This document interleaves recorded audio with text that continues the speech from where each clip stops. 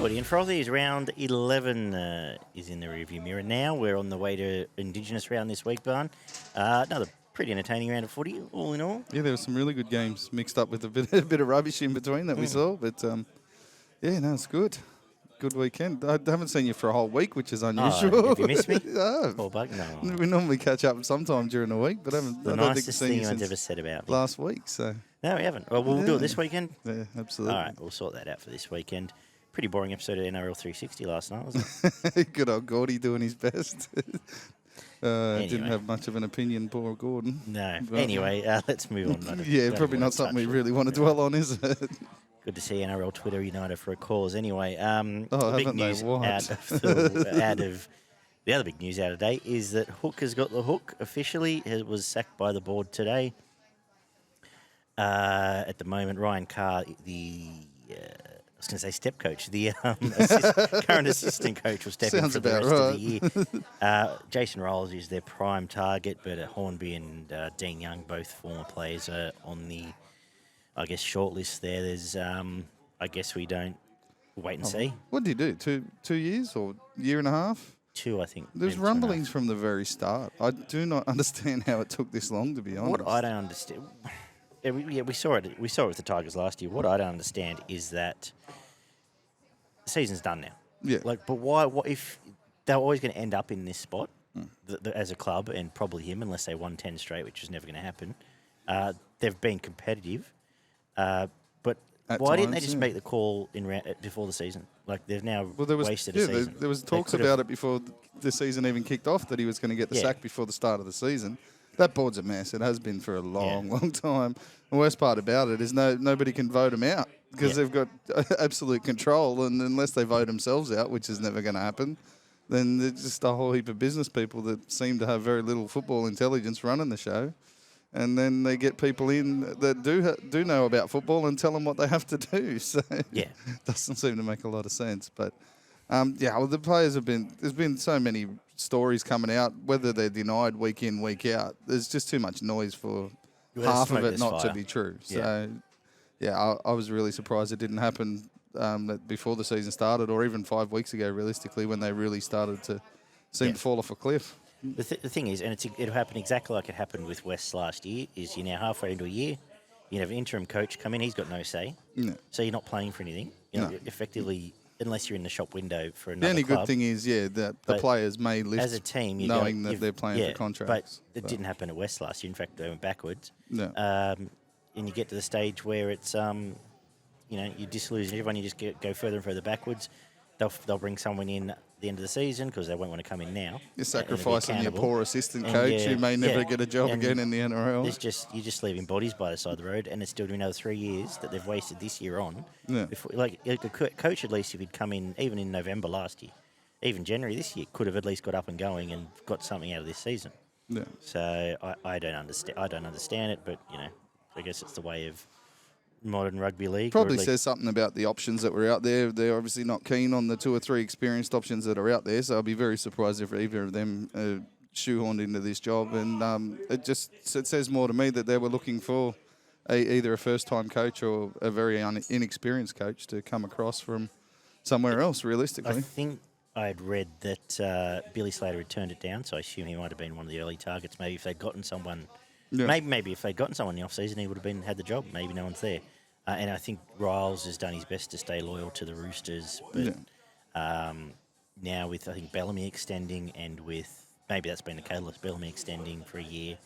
And They did them sit thinking down they and have need a to chat with go, well, Riles we the need to other find day. someone, yeah. So it seems like that may be the favourite, but what else can we say about it? Yeah, well, but it's everything I've heard for the last 6 to 12 months is that Riles was the man that they wanted to come back in there as being an ex-player, and it's looking more and more likely. So. Injury news: Josh Aloiai will miss 6 weeks with his shoulder. I think there's a fracture in there. Dislocated. Dislocated cracked and as maybe well. more. Yeah, so, nice. But I believe 6 weeks. Murray Tuolangi as well. Not Murray. Yeah. Not Kelma Tuolangi. 4 to 6 weeks as well. Neither helped them. Cam McGuinness broke his hand, so he's got a month. Right. He'll be missing a month as well. And Sean Lane 8 weeks with a hamstring injury doesn't help Parramatta's cause right now. Couple of HIAs. Reynolds apparently has been cleared, but they're going to err on a side of caution. And Wolford will have the mandatory stand down. Not a lot of else. Oh, and we are missing Wira Hargraves and Joey Manu, both injured. Both apparently not as bad as first thought. The initial thought was Manu might be a long time, but apparently with the bye coming up, they might be hoping and let him miss a game or two, and they'll get him back sooner rather than later. They've perhaps got bigger issues than that at the club. Anything else out of that you want to touch on? No, well, there's a couple of important ones there. Obviously, Lane with 8 weeks is a pretty big one for Parramatta, and McGuinness has been probably close to the Sharks. I'd say second best forward, because Nakora has probably been the man, but he's been close to their second best forward week in and week out. With a few of the big guys on the sideline as well, it probably asks a few questions around the Sharks' middle for the next month or so, depending on who they've got coming in and out. But yeah, the last 40 minutes are on the field. They didn't do a great deal, did they? So, maybe concerning. Bit concerning. And Manly just seems to go from bad to worse. While they're not two superstars, they're two blokes that they had in their first grade side. They're light on. Now they've lost another couple of middles. So. Yeah, when it rains, it pours sometimes for some clubs. The other news, this Sunday, Origin teams will be announced. Mm-hmm. Sorry, they'll be Monday. Apparently, Freddie asked for an extra day. So Origin teams will be announced. We're going to do the, usual 1 through 20 or whatever, but we sort of decided, it's a bit boring just reading out names. You might just touch on a few key spots. We'll start with New South Wales first. The biggest one is the 5'8". Which way are you going? Which way you think that would go? Oh, I'm pretty sure they'll go with Luai. And to be honest, I wouldn't be adverse to it. You saw, obviously, this week was his best game in probably 12 months since Origin last year, or before Origin last year. And if he can put that kind of running display on that he put on this week against the Roosters, then he probably deserves that 6th spot. Nico has shown a few signs of sort of floating out of the game a little bit when they've been under pressure as well. You saw it in the Warriors game. You saw it a bit in the back end this week. While he was still their best player on the field, he did sort of just go through the motions towards the back end of this game and try to sort of kick them to a victory rather than getting too involved. So probably the safer option would be to leave him at 14 at the moment and have Luai start in the 6, just through combinations. I think they end up. That's what they're going to do. I think he'll end up getting the 14 spot. They'll probably have Appy in the squad. I don't think they'll pick him in the 17. Although last year they made a late change, didn't they? They left out Whiten for the extra hooker. I think that's the way they're going to go. They may try to match the Grant-Hunt combination and leave Nico out and have Appy playing off the bench. Well, it seems... I think that's what Freddie wants to do, but it's not the way I would go. I think Nico gives you more options, can play dummy half, can cover everyone in the back line. Yeah. Whether he ends up, if someone goes down, he can play fullback and push someone up, or Lachol can drop back, or however it might be. You know what you're getting there. He can cover, he can cover Cleary if something happens there. So that's the way you'd go there. The centres, are you picking Tommy Turbo? No, not at the moment. He did look a lot freer in his action, especially in the second half of this game against the Sharks this week. It's probably the best I think I've seen him move this season. They reckon it was the first time he hit 80% running at training that week, so maybe he's... So I do expect another improved performance this week, but it's just a little too late for mine. I'd be picking the bloke who's in absolutely scintillating form at the moment in Campbell Graham. It just looks like he can just push blokes off at will, and good footwork and size and all the rest of it. He's an out-and-out centre, one of the better defensive centres in the game as well. So I'd be sticking with Campbell Graham. I would be going Campbell Graham Latrell as well. On the other side. Latrell, I agree. Not much more to add. Yeah, he's the peak centre in the competition right now. So give him another 3 or 4 weeks, and if Tommy's back near his best, then he probably does force somebody out. But being honest with him and saying, look, if you're fit, we'll pick your game too. No. Come in and around the squad. We want to see you up and going and see what happens there. Wingers, Addo getting named this week, but is off the... We get to see him step long out. Long layoff, with a leg injury too, which is not great. 2-0 has one spot. Are you looking that way? Yeah, imagine he'll be the first picked. And who else are you picking for the New South Wales wing spot? It's a very good question. For mine, if Josh Addo gets in and finishes the game, he's probably the first guy I'd be looking at, to be honest, because There hasn't really been a New South Wales winger for mine that's sort of set the world on fire outside of, unless you start making moves like pushing Tommy out and Campbell Graham to a wing or something like that. I can see them naming Trbojevic and Graham on a wing. Yeah. Would you entertain Or either even Tommy on the wing. a Stephen Crichton on a wing or Dylan Edwards on a wing? I think he gets a little bit lost on the wing for mine, Crichton. I think he much prefers the physical contact and the earlier ball so he can make his decisions that way. Who was the second one that you mentioned? Dylan Edwards. No, I can't see Dylan Edwards playing. He's not going to let you down, but there's a whole heap different supporting out in the wing, and the way he runs the ball is generally he looks for options on both sides and doesn't. I think you lose a bit sticking him on an edge and having him stuck in that one position. Yeah, there's not really anyone else jumping unless Carraz. Do you go with a bolter like Carraz? I know he's only had the one game back. Maybe you just go with the out-and-out winger. He won't let you down. He looks built for Origin, strong tackle breaker. Could do worse than Alex Johnson on the left edge outside Latrell. Latrell as well, yeah. He's a finisher. He's got pace. There's a few questions defensively, but wing's probably the most contentious, one of the most contentious positions on the field for New South Wales at the moment. Yeah. Hold on, if he's 100% fit, I'd pick Carraz. I think he's done enough to get the job there. Yeah, he's tough, quick. With Tupou being down, not a lot else coming out. Look, I can see them trying to be tempted by Swathi, but spoiler alert, he's getting a pot plant this week again because he's been woeful last 2 weeks. I think you've got to show at least some application to deserve an Origin spot, but anyway. And I guess the forward pack as a whole, the injuries right through, particularly the back row. They've lost Campbell Graham, who wasn't there last year, but I imagine would have been this year. Are you thinking, I assume it'll be Paulo and Jake Trbojevic starts and Jake probably plays all the way through. You're looking at a Madison who can cover both. Where else would you be looking? I'd be putting Paulo on the bench. You got Haas and Trbojevic obviously to start in the front row. And then Haas really only needs a 20-minute spell, and then you can play around with your interchanges there in the front row. I don't know I think they'll probably stick to mobile back rowers. These seem to have a propensity of having a smaller back row or a more mobile back row rather than having the big guys in the middle of the field, which may be the New South Wales detriment because it's going to be a pretty big pack, I would imagine, coming our way from the Queensland side. Yeah, so Yo Murray on edge? Or? I think that's the way they're going to have to.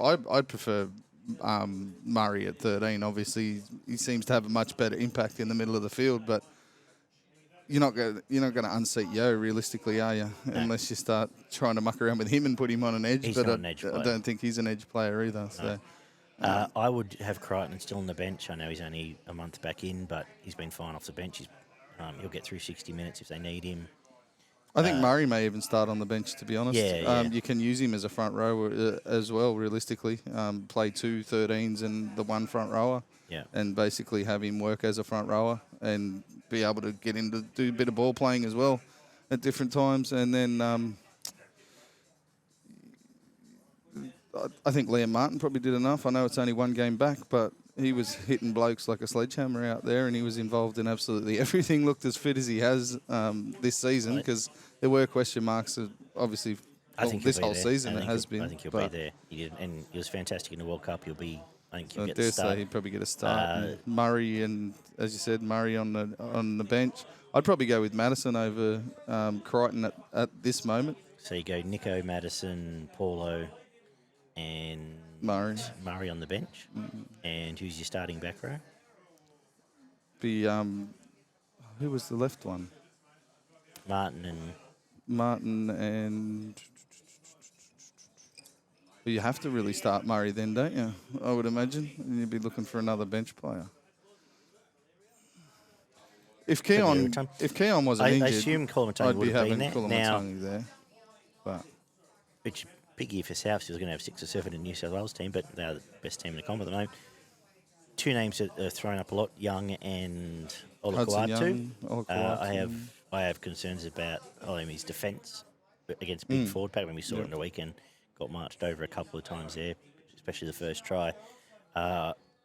Yes, he's damaging, but those sort of back rowers don't tend to tear Origin games apart. It's more the ones No, that get in. they might do it every now and then, but not consistently. If you're looking for someone with consistency, Nat Butcher would probably be a name I'd throw up as well. He's going to get through 40 to 50 tackles every week. He's a pretty decent line runner and a little bit bigger body than someone like your Hudson Youngs. But if you want your mobility and probably a fraction better footwork, Hudson Young's probably the other option to be looking at. But try sneak as well. Gets in and gets around surprisingly good acceleration for a back rower. there. Anything else from New South Wales team? There's no bolters that everyone's missing. It's all pretty cut and dry, isn't it? Well, Hooker's questionable whether you play with Appy or Cook, but for mine it's Cook. He's been fantastic this year. He's been back near his best, and it's another part to that combination with the likes of Latrell and Murray in that team. I think Appy's been playing good footy, but I don't think we go. I don't think you can try and mirror what Queensland do because you don't have the. No. Harry Grant's his own sort of player. He's not. If Tedesco didn't have the runs on the board that he does, I think they'd be seriously looking at Edwards, to be honest, at this time of the year. And but I think it. I hate to say it, but it could be Teddy's swan song. He might even. Look, he seems frustrated this year. He might even turn around after this Origin series if they win and say he wants to focus on club footy or possibly do something else. Queensland. They've got a fit. All their forwards are up and going and firing. I would be bringing Dave Fafita back into the fold. I wouldn't be picking Nanai. I would have. I think Fodderwake is in and around there, but because he's playing as good a foot as he ever has. But yes, Tino. Do you pick Papali or do you look elsewhere? No, I think they go with Papali. He hasn't been extremely damaging, but he's done his job every week. So they're going. Those two. I'd start for Feeder. They'd be tempted to put him on the bench. I think he's done enough this year to start. And where else would you be looking in terms of bench forwards or even back row? Carrigan picks himself. Kafusi probably picks himself. Was in very good form for his suspension. So, I dare say it'd be for Feeder and Kafusi. By someone else? Definitely Flegler and Horsburgh will be fighting out for one of those spots on the bench, I would imagine. You'd be picking between either of those. Flegler's got the runs on the board from previous seasons and they're loyal as, so that he's probably one of the first forwards that they pick. But I would not be surprised at all if Horsburgh found his way onto that bench either. He's been in terrific form and he's been pretty damaging, and they don't mind to get an aggressive forward in their pack either. So Cotter and Gilbert probably are the two left that they've got to. Yeah, well, they start in front of Horsburgh, don't they? Yeah, they probably. If you're sticking, Cotter was what man. Gilbert definitely does, and Cotter's coming back into brilliant form at the moment. So and they're almost more settled. I guess the two question marks are maybe the wing spot. Hunt takes the 14, so it's probably is between Flegler and Horsburgh which way they go there for the other spot, because as you mentioned, you've got Cotter and Gilbert just sitting there waiting to have a crack. Are you picking Walsh or Ponga? I'd be picking Walsh if it was my decision. I'm pretty sure they'll pick Ponga. Off what he did, just what was a 15-minute period this weekend, and that was basically all he did for the majority of the game was that 15 minutes, but he absolutely set the field on fire, and I don't think I've seen him play a poor Origin game whenever he's been there either. No. So a little bit bigger body, probably not going to get pushed back as hard as Walsh can do at times, but on form, I'd be picking Reece Walsh at fullback. So would I. And Cobbo on the wing, I would probably be... Look, I don't think Coates has been that good a form. I suspect they stick with him, but I would be looking towards... Look, I would probably go in Taulangi, but is he eligible? Yeah, he's eligible. It's Mulatalo that wasn't. But even he hasn't been good since he got injured.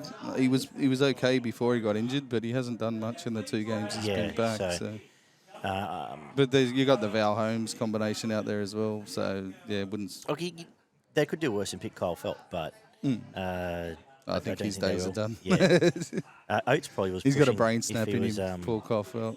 Oates was probably pushing if he was fit. Stayed fit. But anyway. No, I'm pretty sure you're right. They'll stick with Xavier Coates, but on form again, I think Tuolangi probably. Coates had some absolute shockers this year. He's not been good this year. Like, he barely got involved. I know he got up for 2. He tapped one back for the Olam try in this game and Probably should have had a try, but contested another couple of I high balls. actually thought, I'll go as far as say he was poor in that game, apart from those two. Realistically, his only aspect that he's been any good at this year has been challenging that high ball. His defence has been poor, but and that's what they he want hasn't been because involved. they'll want to kick over. Yeah, absolutely. So yeah, especially if you put someone. That's the issue with putting someone like AJ on the other side. You've still got another really short winger down the other side. So I dare say they may even go with Suoliti just for the size out on the wing, which scares the shit out of me, to be honest. But look, I'm sure Suoliti and Origin level will step up, but he'd have to be better than what he's been doing. But he's been, they'll have been poor. Yeah, I don't think there's any bolters, is there, that we've no, missed? Munster, TCE, all the rest of Grant, them. blah, blah, blah. So I'm hoping New South Wales win the first game because you'll probably get $6 for the series for Queensland for the rest of the series and they'll win again. But I struggle to see how Queensland don't win this year. I think everyone's in form. I think New South Wales forward stocks have dropped off a bit, considering it's generally their strongest position on the field. Yeah. No, they need the halves to absolutely break loose for New South Wales, I think, and score a lot of points and put them under pressure through the scoreboard rather than any other way at the moment. Yeah. And as you said, New South Wales back row's always been their strength, and it's a bit weak at the moment. Well, it's a little bit on life support at the moment. There's plenty of blokes there, but injuries and minimal, involvement in the season so far for a few of them. So it leaves a lot of question marks. Now let's get into the NES. You want to touch on? Let's get into round 11. Just quickly, in terms of form guides, we say sometimes a form is a form in this sort of thing, but over the course of the weekend, out of 8 games, Storm made it 13 straight against Brisbane. Mm-hmm. Penrith made it 7 straight against the Roosters. Warriors 6 straight against the Bulldogs. Newcastle 5 straight against the Titans in Newcastle. Bunnies 5 straight against the Tigers at Olympic Park. And the Cowboys 4 straight against the Dragons. So perhaps it's something we need to pay more attention to. Yeah, well, the Bulldogs' form line's a pretty easy one to draw for, I think, for most teams in the competition. That's right. Apart from the Sharks, who seem to lose to them quite often recently. But I think most teams have given the Dogs a bit of a touch-up, and probably Knights and Titans is an interesting one because they've both been very up and down. But Titans obviously don't like Newcastle very much. No, obviously. It still was an interesting matchup. We'll get to that. Anyway, we kicked off 24-16. The Storm beating Brisbane. What did the stats say? Yeah, we had 4 tries to 3. 2 out of 4 conversions for the Storm, played 2 out of 3 for the Broncos. 86% completion, played 79% for Brisbane. 156 plus post-contact metres for the Storm. 4 line breaks to 5. 22 tackle busts to 35 from Brisbane. 12 offloads to 9. A forced dropout from both teams. 337 tackles played, 367. 10 errors from the Storm, 8 by Brisbane. 8 penalties conceded to 9. 2 ruck infringements to 5. 1 inside the 10 against 1 inside the 10 even against both sides. 1 sin bin for the Storm, 3 sin bins for Brisbane. Payne Haas with 92 Supercoach points, Munster with 87, and Harry Grant with 79. So you were a little bit bullish on the fact that Brisbane have been a bit mollycoddled, for lack of a better term, this year, and maybe you're about to be exposed. You've had some time to reflect on this. Is that the way you're thinking? No, they're still one of the stronger teams in the competition. I just think when they're up against the top 4 and 5 teams, they're going to find it hard to get past them. They were tremendous in this game to stay as close as they did. It did help that the Storm weren't really at their attacking best. They sort of did get lost a few times, and they bombed a couple of tries on top of that as well. But Reynolds going off after 15 minutes, and then 30 minutes of blokes sitting on the sideline with a 12-man advantage. Melbourne should have really put Brisbane to the sword in this one. Munster seemed to float out of the game. I know he ended up with quite a few Supercoach points here, but his involvement, especially when there were 12 men on the field, did not seem like what you would expect out of Munster. I thought Hughes was actually the better half in this game, to be honest. Just to your point about 12 men, I don't say the score flattered the Storm, but I agree they should have won by more. I think Reynolds' injury shocked them. Massive. Because they were on top. Melbourne couldn't gather in half for the first 20 minutes, and they were dominant. And then after that, it's just and the two sin bins shook them, particularly obviously one being Carrigan, shook them for a big chunk of that game. And with a little bit of luck, they probably win the game because they came home with a wet sail. Walsh tried his absolute arse off to make anything happen, and with a bit of luck and a bounce of the ball, gets them close, I think. It was fantastic in attack. I thought it was very noticeable as well. The thing about Brisbane, I'm not... maybe them... You can compare them quite well with Parramatta last year. I think they're...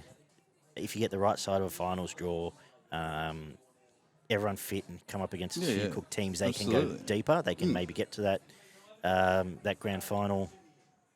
Like I said, that they feel a bit like Parramatta. Like I said, they're probably going to lose to those very top teams this year, but they're going to be in the contest. Absolutely. I thought the problem I have is once Reynolds went off, it really exposed Billy Walters, I thought. And I think one of their biggest piece of the puzzle is they can't win a comp without a hooker, I think. And their line speed and their ruck defence was awful through the probably last hour of this game, and Harry Grant just absolutely ate it up. He had all the time and space in the world. Like Corey Pakes does add to their attack when he does come on the field. He's just he's a bit quicker with his distribution of the ball off the ground. He does get out and challenge the markers and the A and B defenders, but he's a defensive liability as much as Walters is. Like as well, Harry just was just making meters for fun in this. Actually, I don't know how many he made, but I'll find it here. But it felt like every time he picked up the ball and ran, there was making 15, 20. More to the point that, I know Brisbane were running first and everyone was, they look like they're going to win the competition. It was me more so saying I think they belong in fifth or sixth and not first. You know what I mean? Yeah. So still genuinely competitive in most games, but I think, they probably... You will see. I think you'll see them sliding by the end of Origin. They'll probably be sitting around somewhere where they probably more. I would think that they probably more deserve to sit around the fourth or fifth position by the end of Origin time. So. Yeah, I think if they can get through Origin, losing so many of their, well, especially the two best forwards, three best forwards, four best forwards maybe. Three best forwards and their wingers, possibly their fullback, and their fullback, and be fourth afterwards. I think they'll take it as a win, definitely. That said, I'm very good at firing players up because I gave Jerome Hughes a serve on his form, and he easily had his best game of the year here, and I thought he was a difference at the end of the day in here. He was definitely definitely involved with a couple of tries, and more than a couple of tries, and was outstanding. His running game was very good. It was probably back to its best, and just picked his moments really well. And as soon as they were inside Brisbane's half, his boot was fantastic. He just drilled it into the positions that they needed to be in, whether it was high bombs, short grubbers, or just a low skidder into the bottom corner and then make him work from there. And he had a big bearing on this game, I thought. Where are we going to next? Now, I think Melbourne did lose Nelson early, which was a concern. I just wonder the overall for this game for mine, because you saw it blow up 4 or 5 times with the forwards getting stuck into each other and got very physical. There was near punch-ons a couple of times in this game, and the sin bins for mine were directly related to a very skinny 10. I thought they were playing off about 7 or 8 metres for the entire night, and the ref was letting them go early as well. So not only were they playing off 7 metres, they were going before the ball was played. So that brings it down to you're back to the old 5 metre rule. Yeah. You know what I mean? And when you've got teams that are used to hitting the advantage line, rolling through, pushing teams onto the back foot, and it just becomes a stalemate and an absolute clash of the momentum. Realistically, the biggest bloke running into the biggest bloke, and whatever happens next is whatever happens. Yeah. That's what ends up happening. That's the way I think this game deteriorated because of the referee and his poor 10 metres, in my opinion. He's very good at losing control, that referee, as Isn't well. he? He's done it 3 weeks in a row, I'm pretty sure. Yeah, he was going good at the back end of last year. Yeah, I know you had some raps on him. But no, he's been disappointing all year, actually, at least the last month. Where else do you need to go in terms of this? So, what else have you got in your notes? Yeah, well, I thought the Storm bench was weird, considering two of them last week were close to their best players on the field in Garlic and Penne, and that combination didn't come off this week. Just wasn't put together properly. But then you look at Kamakamika and who was the other one on there? But he coming off the bench. Kamakamika started and Nelson came off the bench because he got hurt in like his first run. Yeah, true. But the other two off the bench were actually fantastic. And Eisenhuth, yeah, Eisenhuth was actually quite decent. Warbrick was the best of their back five, I thought, for the Storm. He's really developing into a physical Given he's only played player, and he's starting to 10 games. I think a lot of his problem to begin with is he wasn't quite sure exactly where he needed. Like, he's just more his positioning on the field than anything else. Whereas he would just stay on his wing and just get bundled into touch, or stay directly in front of his man, where now he's positioning himself on gaps on the inside shoulder and then working to the outside, or vice versa, and it's becoming a lot more of a viable option for the Storm out there. And one-on-one, he's hard to stop. And he enjoys the contact. Like he enjoys the contact as much as. Which the start of the year, I thought he seemed to shy away from it, which was something he's starting to get into. I think scoring tries probably helps that, and he actually looks. He could become a weapon. Does. He could become a dangerous player. The Ezra Man try saver. Outstanding. Straight over the top of Kato. He's slowed right down and started smiling and waving his head around. He will be getting. I'm sure he would have got fined for that. It would have been a team fine. I would imagine so. The Storm did too get lucky. Like, there was 2 tries off kicks. There was one where the ball got kicked 3 times. I'm pretty sure it was in one where Hughes has gone for the grubber. It's bounced off, come out. They've gone to the left wing. It's been tapped back, and then they've kicked over to the right wing for the try for Warbrick over there. Yeah. But and that's just the bounce of the ball as well. And when you start to get that go your way. And there was another one where I'm sure there was a knock-on in that one of the ones Coates went up for as well. And Brisbane were tough enough to win this game. And if the bounce of the ball went their way, they very well could have, which is testament to how much fortitude and resilience they've actually got built in this squad, which they didn't have at the back end of last year. So. Yeah, absolutely.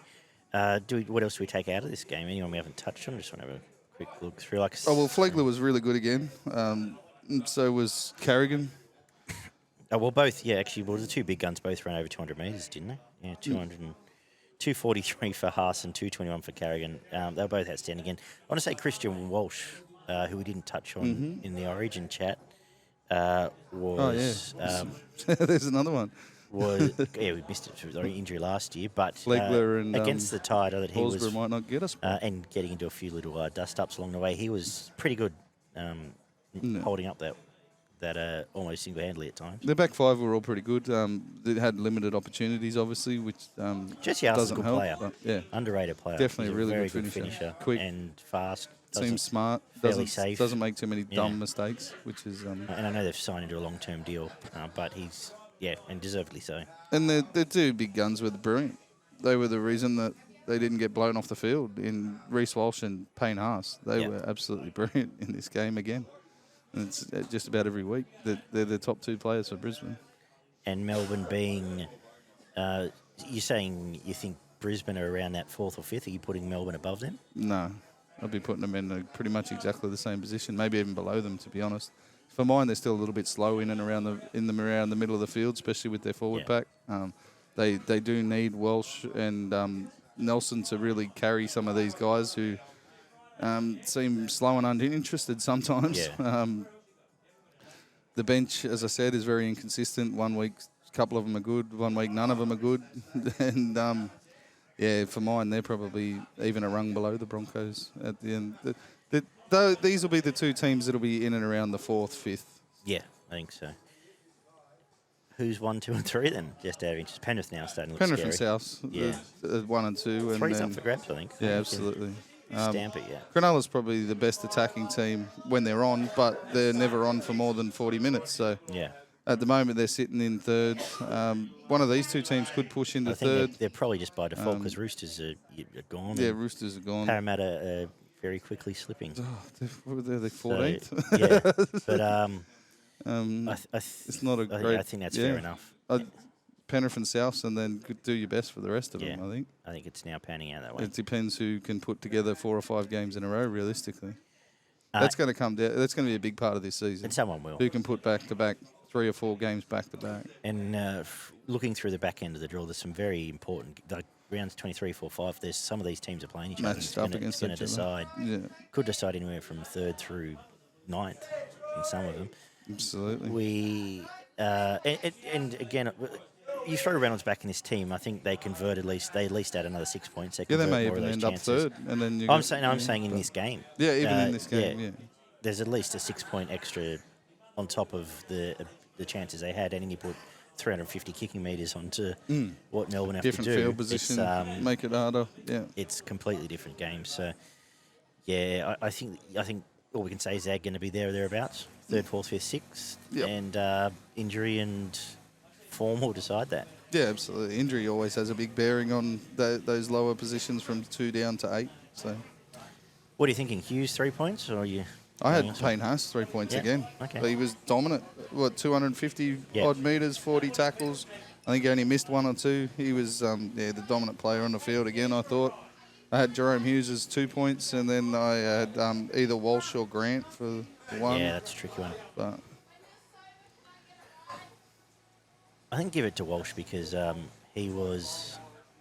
If he's not on the field, they probably don't get anywhere near close in that second half, and creating opportunities and for himself and other players, probably a bit more often than Harry was. And just on him, just lastly, I hate that strip rule with the fall off. I know it was disallowed and it was the right call, but I reckon the minute there's 2 people in any tackle, you can't strip. I think we've both been saying it for about 3 or 4 weeks now, and it consistently pops up every week. The fall off thing's ridiculous because some of the time they're already getting up to play the ball and people are trying to bat it out of their hands and shit. Or there's 2 blokes holding him and he's already got the ball halfway out, and then just holds it there for a minute and goes, all right, let go. Yeah. So you've already stripped the ball, That's and it's just that last little action. And when you're trying to find the split second, whether it's touching someone's hand's touching their shoulder or not, it shits me.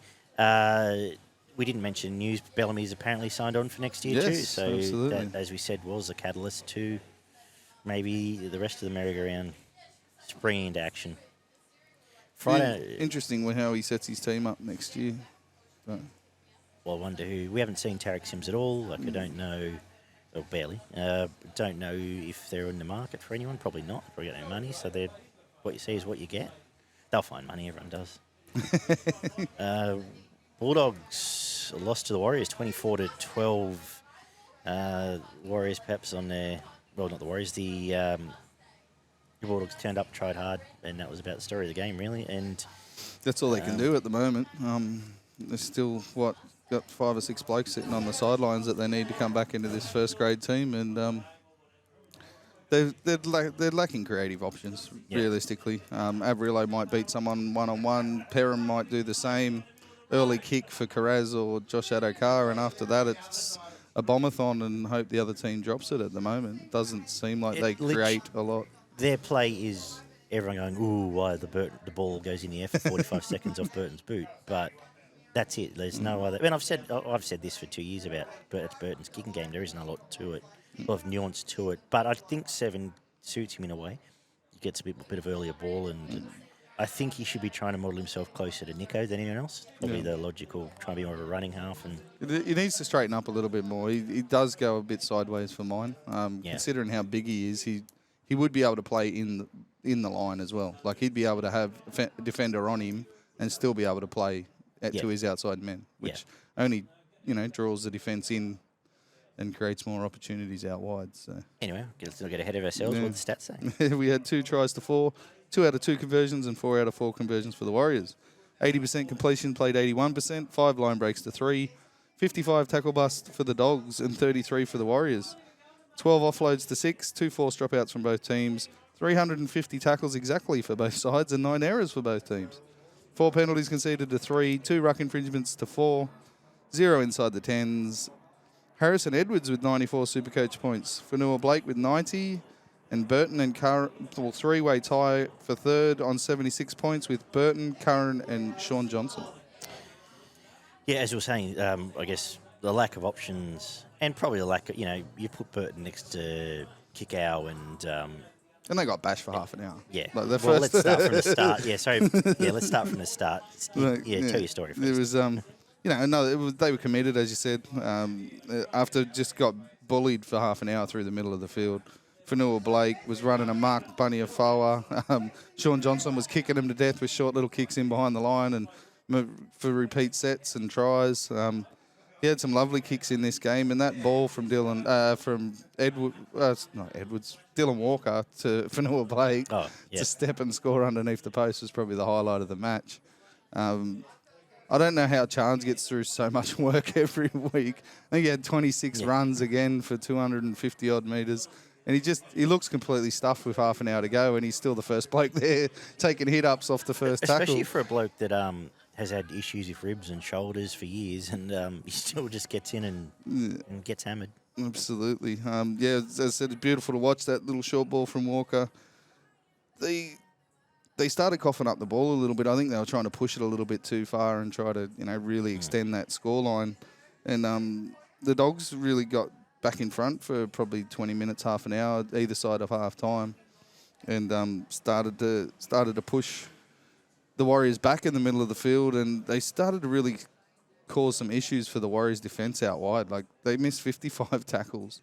Yeah. And I think it was up near 25 to 30 of them were in their outside backs with their centres and their wingers missing, just falling off tackles at different times.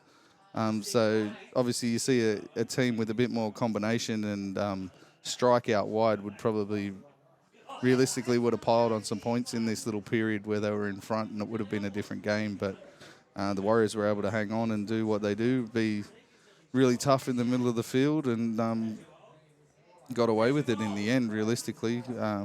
The Dogs did put up a pretty decent representation of themselves, but I thought the Warriors probably should have really stretched it out towards the back end of the game and didn't. So it was one of those sort of, and we say it a lot in the previous, one of those sort of comfy 12 points. It was never in doubt, but never really going anywhere. Fanua Blake or Tohu, you've mentioned Fanua Blake. Tohu was fantastic again, gets your amount of work, plays the ball at the line when he needs to, can use soft hands. He was doing a bit of ball playing early, especially early in this one. He was passing well before the line. Yeah. One or two forward passes in there as well, but he was trying to put Bunny over for a try there for about 10 minutes. Every time he ran the ball up, he was looking for Bunty to put him through a hole. Made 50 tackles to go with it as well. Mentioned him last week. He's just seems to get better week after week. I don't know how you do it, but he's definitely not someone that's not going to get a mention most weeks. It was, again, just quickly, I should double check this. Completion rate still 81% plus. It might have thought it might have been a bit better, but it was your standard, what we've seen from the template, that they're just going to bash you and keep you down there. And as you said, Johnson on top of it just kicks him to death. Yeah, just looking through the middle of the field there as well. Like, you look at the Dogs, they only had, they had 3 forwards that had more than 10 runs, and only 2 of them got over 100 metres. You look at the Bulldogs, they had 3 blokes. The Warriors had 3 of their forwards run over 150 metres, and every single one of their outside backs ran over 120. Yeah, some of them up near 200. It just shows you the momentum that they were building in and around the middle of the field, because a lot of those runs from the outside backs were that first and second hit up with quick play the balls, and they were just constantly pushing the Bulldogs back for large parts of the game. Especially, he's having his best season in 10 years. Dallin was outstanding, running hard. Still got an error in him, but... Oh, definitely. I think he missed 5 tackles. He did. But he was charging out of the line and not getting a hand on him. But a lot of desperation stuff at the right time too, and but just running as hard as anyone on the field. And I think he's been brilliant this year, really. The one nod I'll give the Dogs is their defence was pretty good. Like, it took some good plays to unlock them. You know what I mean? Like, it wasn't just barge overs or straight up one-on-one misses and stuff like that where the points were scored. It was nice little grubbers in behind, some really good ball playing and footwork from Fanua Blake to score. Like, it wasn't just soft tries for the Warriors. So. Their 2 debutants I liked as well. I thought they were good. Fantastic. Wilson was really good with his big. He was committed as the winger. Hard. Wilson. He looked very safe. Looked like a real prospect. And Harrison Edwards got through heaps of work. Not necessarily similar in the Preston mould, but a bit ganglier, but looks like he's got a future. Taller. Yeah. I think they're both good. I think there's definitely scored a try, a little bit of footwork. Yeah, there's definitely something to build on there. what else do you say? This is going to be Bulldogs level, I think, for this year. Until even once they start getting bodies back, I think it'll be too little, too late. But just the commitment that you saw out of that young fella that was on the wing. Even when Adokar comes back, he'd be someone I'd even be looking at maybe playing in the centres. I know you do have Alamotti there, but Avarillo realistically is a week-to-week proposition. So. And look, defensively, Alamotti's a concern. It's starting to be, no other way to say it, it's starting to be concerning because his edge has been, I know he's been flushed out to the wing a couple of games with injury, but he gets found out a lot, I feel. And maybe that is what you do, try and get a Wilson or someone in the centres. I know next year you got Crichton coming in, so wherever that leaves Perth. So. Might be a good young pickup for somebody else. Yeah. But they're just going to be that. They're a team you've got to beat, but until they get any cavalry, they're not going to beat too many. Yeah. Their bench was sort of 50-50. A couple of them were good, a couple of them weren't. Ockenbaugh had one of his better games that I've seen out of him ever, really. Preston and Reid were really strong again. Alamotti, ball in hand, is very impressive. Obviously, you mentioned his defensive issues, but I thought he was very impressive again with the ball. And you mentioned Edward, the young fellas on debut, they were fantastic. I think I've mentioned just about everybody else already. Montoya, I thought was quite good for the Warriors out in the centres. He, when he's on, he's very hard to tackle, but his defence isn't bad either. But he's one of those players when he's not so good, when he's not near the best of what he puts out, he can be horrible. So but for 25 years, we've expected the Warriors to have a rocks and diamonds centre. Curran for the last 3 or 4 weeks has been close to one of their better players week in and week out, considering he started pretty slowly and was in and out of the team. But he's back to some of his best form. And I thought Sean Johnson was amazing. His kicking game was really dominant in this game. Like, no one kicked anywhere near as good as Sean Johnson in this game. No. Even with the Burton bombs and all the rest of it, his kicking game and his general field play, getting them into field position was fantastic. You lead in 3 points that way? Or are you going to give it to I had Sean Johnson and then Fanua Blake. Yep. And then either Young Edwards on debut or Curran. Give it to Curran. I think Curran's just been building. And Tor, who's hard done by there. Very hard done by. Anyway, I would give him one to Tor. Expectations, I guess. I'm okay with that, I guess. You right to keep going? I just thought, a young fella on debut, that's a pretty special effort. And as you mentioned, Curran from his low base at the start of the year, he's been I wonder if it's an injury, recently. whether it was just a fitness thing, Probably. getting him up and going, maybe just getting him. Because might have been a bit of a clash of personalities with the coach to begin with too. Who knows? finding his spot. You know what I mean? But playing it safe and that sort of thing. yeah. Then we got to this. At Bluebet Stadium, 48-4. The Panthers absolutely put the cleaners through the chooks. Vossi was throwing at every roast chicken and barbecue chicken analogy you could find on the night, and it was certainly something to watch because it's something we haven't seen a lot from the Roosters, but they, quite frankly, were shithouse. They were embarrassing. What did the stats say? Weren't they what? Some Penrith supporters out there, mate. Haven't they been vocal this week? Hornier than a boat full of Vikings. We had 8 tries for the Panthers, 1 for the Roosters, 8 out of 8 conversions, played 0 out of 1 for the Roosters. 89% completion, played 68%, 937 plus running metres, almost 1,000 running metres more for Penrith, and 244 plus post-contact metres. 6 line breaks to 4, 35 tackle busts to 30. And just that, 6 line breaks. So that's telling you that 500 or 600 of those running metres were just straight through the middle of the field. But 35 tackle busts to 30, 16 offloads to 14, 2 forced dropouts from Penrith, 279 tackles played, 411 from the Roosters. I think their middles all made 50 tackles or close enough to. 10 errors to 12, 3 penalties conceded to 4, 1 ruck infringement against the Roosters, 1 inside the 10 against the Roosters. Scotty Sorensen with his best game of his career in 175 Supercoach points. Jerome Luai with 155, and then you had Allen and Cleary both on 82. Yeah, they were absolutely deplorable, the Roosters. They and you can't even blame them. You got to give some credit to Penrith. They were fucking amazing. They were very good, but mate, Roosters played that bad. They played Jerome Luai into form, so just don't have to poke action. But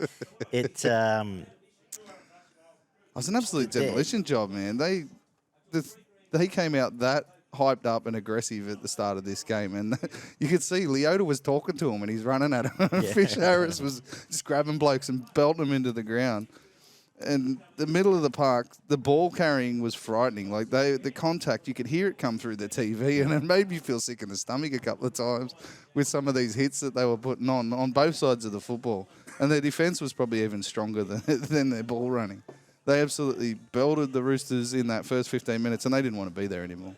They're like, fuck this. Why have we got to keep doing this shit for the next hour? I don't want any part of this fucking bullshit. So they just started letting them run, and run they did. I think Luai ran about 1,000 metres. I know they were all left, right, centres, backwards, and forwards, and all the rest of it, but he was running all over the place. Doesn't he love that hospital pass? He runs right to the line, right foot stepped, and goes, "Oh, you better get hit." And 2 or 3 times it worked for Sorensen. He just barged straight over the top of someone or straight through someone. But the first 20 minutes completely put the Roosters off their game. I love that first try too. Fish Harris just barreling over the top, popping it off to Sorensen, and who had the game of his life. Good on him. He took 2 of them with him too. Fish. But that being said, I thought that both sides of the Roosters' backline edge defence was disgusting. There was no when Tyrone Peachey looks like Mal Meninga, like there's issues, and that's what I was saying earlier about Swai. He made no effort to. No. It can't be bad reads. Like it was all just lack of effort, and a few of them. I thought Billy Smith tried hard and looked probably the most dangerous in attack at times. He's a bit bigger than I realised. Yeah, he's a pretty solid boy, isn't he? He's just filled out, given he's spent a few years out of the game. But I think he's almost the only shining light, apart from the defensive efforts of their forwards, like you said. But even as bad as their defence was, their attack was worse. Yes. They were. You want an analogy? There were 7 or 8 fucking headless chickens running around, fucking no idea where the fuck they were going, what they were doing. Well, I'll ask you this. And then just found a place to fall over and die. It was either 2 weeks or 3 weeks ago. It might have been last week. It was one of their weeks.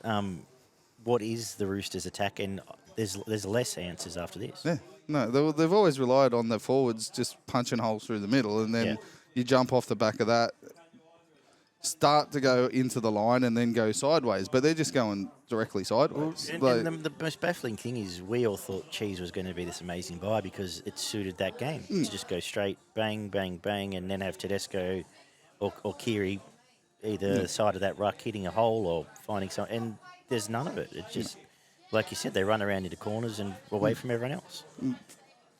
Where Hargraves is still making metres, but he's nowhere near as quick as he used to be, so he's not getting to play the balls that he used to be. Lindsay Collins has been good this year, but he was sort of a bit bashed out of this one as well. They made sure they put him on his back and turned him around facing the wrong way and all the rest of it when he was running the ball. Nobody really put their nose through Penrith's line for the entirety of the night, realistically. And on the back of every forward having to make 45, 50 tackles, what kind of energy are you going to have in the last half an hour of this game? And, I thought Manu would straighten them up. He's even started going sideways now. He's not digging into the line and taking players with him. Nobody seems to be interested in playing support play. When all of those blokes, Manu, Smith, Tedesco, Kiri, is running a straight running game. And none of them are doing it. No, they're not. They're going directly sideways and looking for someone else to take the hit. Yeah. Tupanua, again, was okay, I guess, but the rest of them are all... Made a few errors and missed a few tackles again. With him. But I actually don't have it's an interesting game when we get the preview show because I watched what they did against the Warriors, whereas a bash on. They got absolutely hammered here. I would love to be playing the Roosters this week because I reckon they'd be gassed out, panic stations, and sometimes, you hit the bottom before you bounce, but I actually don't think they can. And they're blessed. They're playing the Dragons because literally any other team in the comp, I would have tipped against them this week. Yeah. I don't know what I'm going to do in that game yet. So, and again, I'm just lost for any answers. Who else do we need to wrap? It's just the usual suspects here from Penrith, apart from that, isn't it? Well, nobody... Liam Martin came... Well, you talk about in attack bashing him, but Liam Martin decided he was just going to belt a few blokes in defence just for good measure as well. Just popping ribs left, right and centre, getting in under the ball, and just you could hear the wind coming out of a few blokes when he was hitting them. Lodge was probably their best bloke with the ball. He seemed to sort of carry a couple with him, but never really made too much of an impact through the middle of the field. Their defensive effort was okay considering how much they had to do, in the middle. As you said, the problems were the halves, the centres, the inside, outside of the halves and the centres who really got carved up. But even the middle was missing tackles by the end of the game. I thought Brendan Smith was okay in this game, but that was a very low bar set by everybody else, I think, that made him look okay compared to everybody else. Smith, you mentioned Billy Smith, he was the best of the back five. There was this big spiel about how they're going to turn him into this 80-minute hooker, and now they've just gone, oh, well, he's just going to play off the bench again. I don't, obviously Trent Robinson must have some idea. He's had a fair track record, but every press conference after the game is the same. Oh, we don't know. It's our fault. We're not hard. ready. We're not. Yeah. Fucking when are you getting ready for? Round 24 and 5? We're just not gelling. We're not gelling. It's 11 weeks in. Yeah, that's what I mean. When are you going to gel? Your 1, your 7, and your 1 and your 7 have been together for fucking ages. Yeah. It's not like Kiri's just turned up and Tedesco's been there forever. And you're about to lose. They're probably going to not have Tedesco for 6 weeks because I imagine they'll rest him in between. And now I've got Walker. They've decided to pull Walker out of that combination, who was doing a few decent things. At least he was creating something every now and then.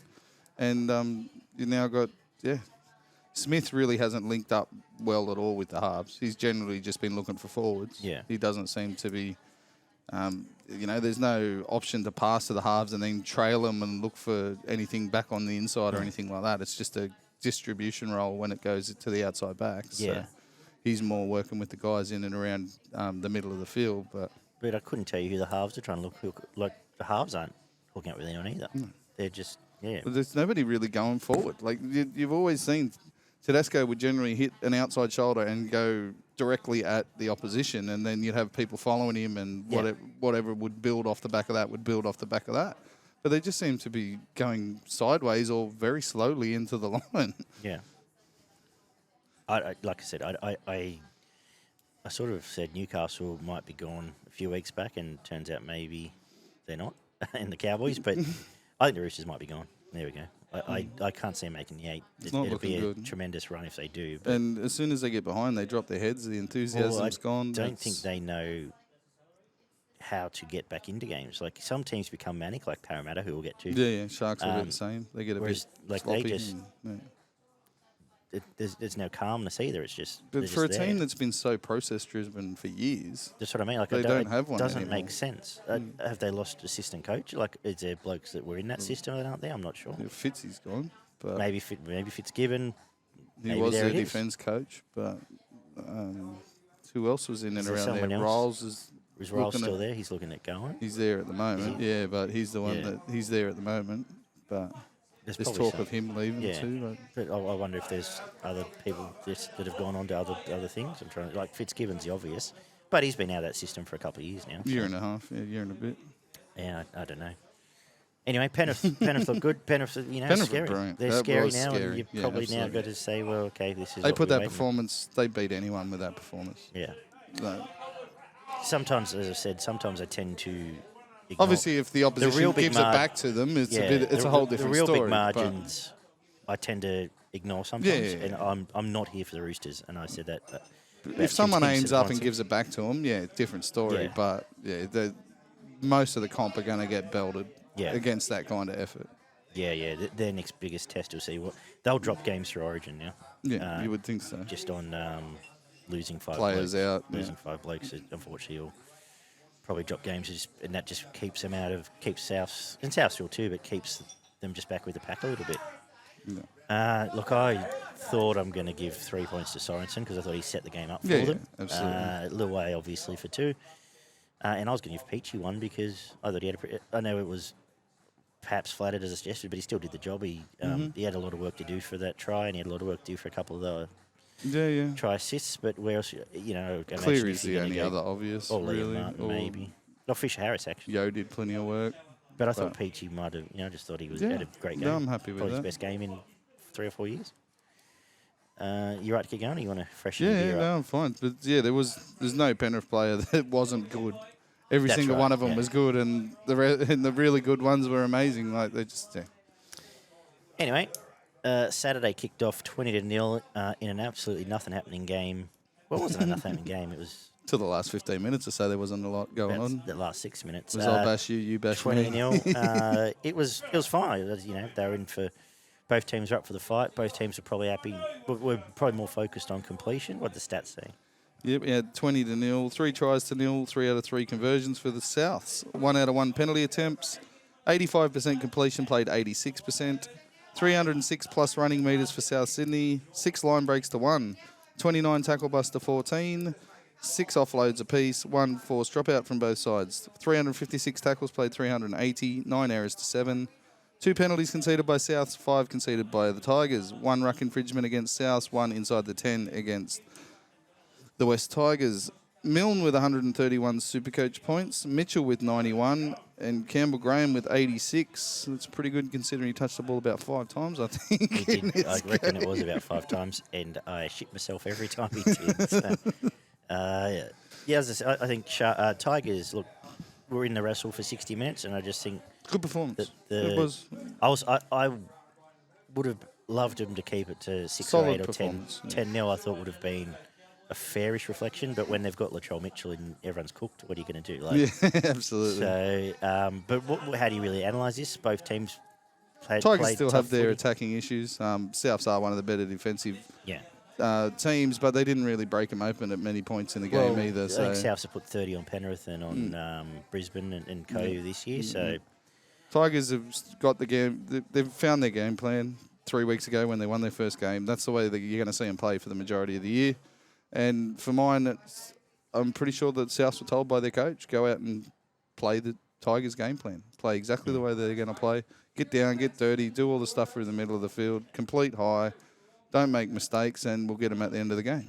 And it's pretty, they did, yeah. I was pretty sure they were told, don't do anything stupid. We're not here to, work on our attacking game. We're here to work on our grit and our grind, and that's what we're going to do in this game. And they did it to a T. Sort of a hard game to spend much more time on, really, because, as I said, Campbell Graham he didn't really touch the ball, but he was scary in the times he did. Always was. He had, I don't know if he had many line breaks, but he nearly had 5. Yep. Tane Milne finished very well both his tries and had a real good game physically as well. Was involved in a lot. Yep. Latrell. Cody Walker had a quietish game. Cook had a quietish game, but I guess it was what it is. I got a feeling both of them would have just been happy on the verge of Origin, just getting through, picking up 2 points. Tigers' biggest problem is they hurt themselves a bit in this game, I thought. There was, 4 errors and 5 penalties in the first sort of half an hour of the game when they're at their freshest, when they were physically dominant and I at reckon times. at least 2 of them were in their attacking, in South's territory. And that's when they were at their best. Yeah. That's when they were the freshest. That's when they were dominating Souths. Okay, not often, but there were points in the game where they were physically dominant over Souths. Short periods, but periods. And once again, I'm fairly certain they dominated the red zone minutes. I think they had a lot of attacking options there, and they just don't have.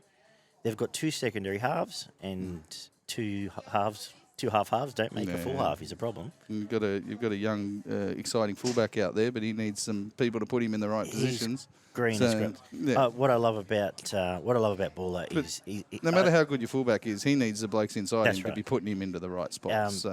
But he's a bloke's only been playing proper footy for a couple of years, and so even just first grade, you can see picking his times when to run, and there's times absolutely. where he'll pop a ball out to the winger where you think just go into the line. Attacks the ball when it's put up in the air. Attacks the defensively. He's Absolutely sound. Like I can't remember having a Tigers fullback. His positioning's quite good for a young fella too. I can't remember.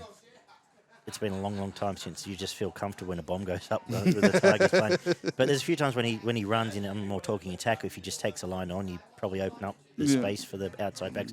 But across the board, they've now got quite good and quite destructive outside backs. They're just not getting any ball. Yeah. And I'd good love ball, to see good ball, I should say. But you'd love to see even the occasional early shift, but just give them a chance to get those big bodies, your towers, your Tupos 1-on-1 with some blokes, and they're going to score points themselves, but they're just not getting that.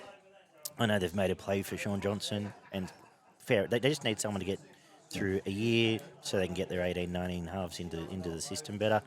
The Tigers did stretch Souths occasionally, but the Tigers honestly did look stretched a lot when Well, the Souths last did go 15 wide. minutes, it was Like they scrambled it well, was- and their defensive effort was fantastic, but there were a lot of Yeah. times where they had to scramble. I think I saw someone on Twitter put up the analogy that it's Homer Simpson versus when in his boxing career, like they were just standing and waiting to punches, be punched. They just just weren't copping getting punches. knocked out, but they had no punch to throw back. And I think that was a fair analogy in this game. Yeah, pretty much. Buller and Toa, Stafford Toa is really, It's last outstanding. couple of games have been fantastic from him. Yeah. Stefano and Clemmer were pretty good. Brooks and Twa were also good, but I thought Bateman and Papali were the best two brilliant. players for the Tigers. Papali's best game for the Tigers, and Bateman did look threatening. We had this conversation during the weekend. I'd like to see him move into 13, to be honest. I think Pole's probably better to play on an edge. He's more of just a straight hole runner and, catch the ball and go through. And I think Bateman has something to offer with the short kick and a bit of ball playing in and around the middle of the field. The most likely they looked at scrums when he had the ball in his hand. So I'd like to see him being able to play on both sides of the field and try to link up with some people because there's not that much of that going on at the moment. So why not encourage it? But that'd be something I'd be doing for them. Graham looked really dangerous and worked hard, especially when he ball in hand. He looked like he had flies on him that was hard to tackle. Milne finished really well. Their halves were fantastic again. Ilias is just building without, being... He's not the top three players every week, but he's in and around there and he does his job week in, week out. He's building into being a very consistent number 7 for Souths. All of their starting forwards were good. I thought Jaira was fantastic. He's really hit a rich vein in form the last couple of weeks, and another one that's probably another Origin contention. Cook was great. I thought Liam Knight's working his way back well from being out of the game for a little while. Not doing anything terrific, but yeah, all right. Trell and Murray were the best two players on the field. Yeah, in my opinion. Whether you give it to Murray for the work or Trell for the finishing and the execution. in a workhorse game, probably 2. give it to Murray. Yeah. That said, at risk of sounding dumb, if Latrell's playing for the Tigers win. Well, Souths probably don't score a try, do they, without Latrell? That's right. In this and the game. Tigers probably score 3, and it's probably 20-0. So, from that point of view, maybe give it to Trell. Give it to Trell. Give it to Trell. 3, 2 to Murray. Yeah. And then I had your 2. I had Bateman or Papali. Give it to Papi, actually. Yeah, probably his first point of the year. Just want to mention, Davin really mentioned, Clemmer, I saw today, has missed 1 tackle all year. I think he's been absolutely fantastic. Wow. For the Tigers. And Twel's been giving him some tackling practice. Past him. Can't imagine him in contention, but he's honestly one of the form props. He was last year too, and I point. copped a bit of hate last year from giving him raps when he was up at Newcastle. But I thought back end of last year, he was playing fantastically well. He's been outstanding. But yeah, because I mentioned him this time last year in and around, I think it was the 3rd Origin, as someone I'd be looking at to bring in. And I copped a bit of shit for that, but I think he's been fantastic for 12 months now. So yeah. Then we got to this game. You right to get going, Barnes? Yeah. 42-22, Cowboys and Dragons. The 5:30 game from Saturday. What did the stats say here? 7 tries to 4, 6 out of 7 conversions played, 3 out of 4. 1 out of 1 2-point field goals, and it was a 50-metre job too, I'm pretty sure. Smacked it. 71% completion for the Cowboys, 63% for the Dragons. 204-plus running metres for the Cowboys. 10 line breaks to 3, 25 tackle busts to 28, 8 offloads to 4, 2 forced dropouts from both sides, 320 tackles from the Cowboys, 299 from the Dragons. 12 errors to 13, 4 penalties conceded to 5, 3 ruck infringements against the Cowboys, and 1 sin bin against the Dragons. Lukey with 121 Supercoach points, Val Holmes with 92, and then you had Jack DeBellin and Kyle Felt both on 84 points. Yeah, well, what do you make of this? Well, they were good for about 3 minutes, the Dragons. Well, this was a game that, that sin bin just absolutely killed them. That was the end of it. That was the end of the game, and they blew out from there. So, But after they scored that try, the DeBellin barge over, they were all pumped, enthusiasm, everything going their way. 3 minutes later, they'd given up. Yeah. They dead set weren't interested in being out there anymore. And all it was 2 or 3 good runs and a line break from the Cowboys, and they just basically put their head down. I don't know what's going on there. They just, they're completely disconnected, that team. I'm not sure if half of them like the other half, to be honest, because they just don't seem to be interested in working together to do anything together. Their defence was fucking horrible. Yep. They were not interested in using their shoulders to make a tackle for about 40 minutes after they scored that first try. The amount of jersey grabs and just like complete misses that I saw in that 30 minute, the rest of that first half was astounding. Like blokes just running past and not getting touched. Or someone was sticking arms out and grabbing a jersey and just getting brushed past by Val Holmes, There was so many photos Lukey, of either Dragons players lying on the ground afterwards after they've done the big swan dive, or just being brushed aside that were all over after the game, and it was. And there's no way in the world you're going to win a first grade game of football in the NRL with that kind of tackle technique. I don't know who teaches them how to tackle or what's going on, but they just did not seem interested at all in the collision in this game, and that's where they lost it, especially in that first half. Got blown off the field in the first half because they weren't interested in making tackles. We'll just quickly move on from the Dragons because you're right. It's lack of effort. I think we tipped them in the conversation for the spoon. I think they end up there because it can't get better from here. I think we did, yeah. And Ollie tipped the Warriors, so it's going well. Mm-hmm. Because when you're disconnected, you're now losing. I would be shocked if players aren't off the ship by the end of the year because I think they'll just start cutting ties. They're already out there, whether they didn't like it, whether they deny it or not. They're already out there, so it's only going to get worse before it gets better. And like I said, the weird thing is they're playing the Roosters this week, which is an interesting one. like Moses Sully could be the best centre in the game, but he can't catch. Like he honestly struggles to hold the ball, doesn't he? I think there was 5 unforced errors and 5 errors, and he can't 5 errors and 5 handling errors. So, across the game. Just quickly and some of them are just like the ball being passed, and he does this, and he goes straight through his hand into touch. I will leave the Dragons alone, but their attack is the problem. You have a look at all their tries as well in this game. The majority of them didn't come off anything good that they did. No. It was soft defence from the Cowboys with DeBellin just barging over, or the winger, I think, went through 3 of them and scored a try. Or it was a bounce of the ball off a kick or a bomb. Yeah. Like they didn't create points; they just sort of happened. Whereas last week Sullivan was out there and scored 2 tries off his own back, gets hooked after 20 minutes and doesn't come back. Especially if you're trying to experiment with the young bloke in the halves, why would you? Like I know he fucked up and got sent for 10 minutes. Yeah. But why would you leave him? Well, especially when you're trailing by 20 anyway or 30 anyway. It was bizarre. Obviously, Hook's got no interest in the future, and he hasn't done for this majority of this season, probably even the back end of last year, which has been a big thing that he's been criticised for his whole coaching career. But yeah, but this and it makes you. Well, we'll see where it heads now, but you see the rocks and diamonds from Sloan, and like he wasn't interested in half this game either. No. And you just go, well, it's probably potentially a career that now is going nowhere and may not go anywhere because unless they've he got no gets interest in coaching developing. there, it excites him, or he moves on somewhere or he else. ends up in the UK and tearing them apart or whatever. Like that's it. They need to. There'll be 10 blokes here that probably won't be there next year, and I don't know who they're going to go and get to come in. So I don't know. The only bloke Jack DeBellin is playing actually really good footy. Yeah, he's been playing fantastic. And Jack Bird was really good in this game as well. And they are 2 of the more aggressive physical players in this team. And a point I was just about to make, it's been their biggest issue all year. Yeah. They just seem uninterested in getting physical and aggressive with their opposition. I don't know if that's a training thing. They don't train that way. They only train skills and fitness, or but that's a big part of NRL football. Yeah, you have to get physical and you have to be Matt dominant. Cooper every week apparently volunteers to be the defensive coach, so there's worse blokes to be defensive. Yeah, coaches. absolutely. But yeah, Jack Bird again was fantastic, I thought, in this game, and he's been probably one of their shining lights for the last 3 or 4 weeks, along with your Ben Hunts when he gets the opportunity and Jack DeBellin. But there's not a lot else going on in this side. Ravalawa was steady, and when he gets an opportunity, is good. He finishes well enough.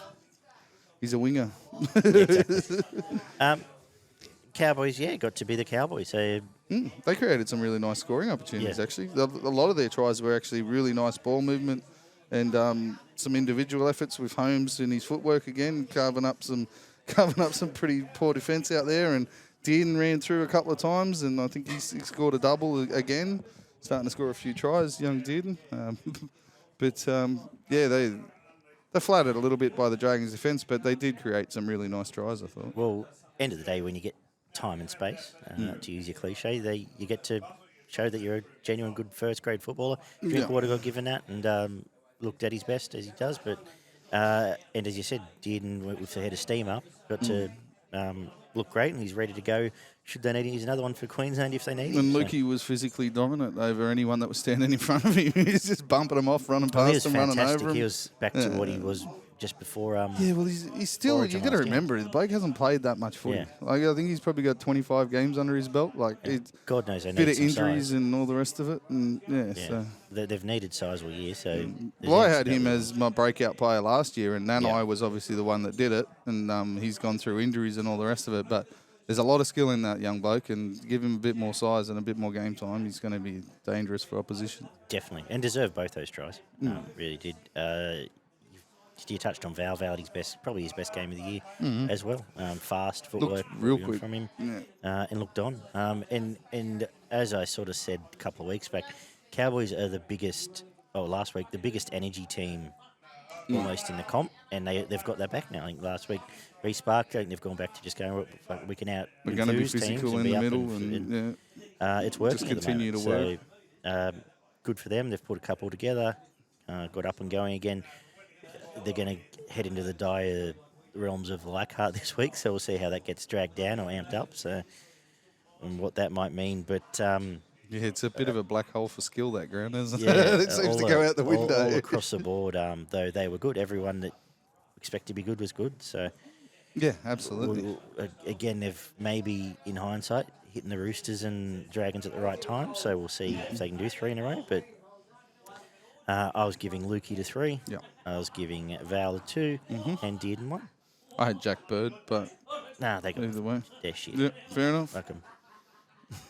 All right, 26-18, another physical game Saturday evening down at GIO. The Raiders beat the Eels and put them into, well, I don't know if they're going to make the 8 this year, put it that way. Teetering on the edge of oblivion.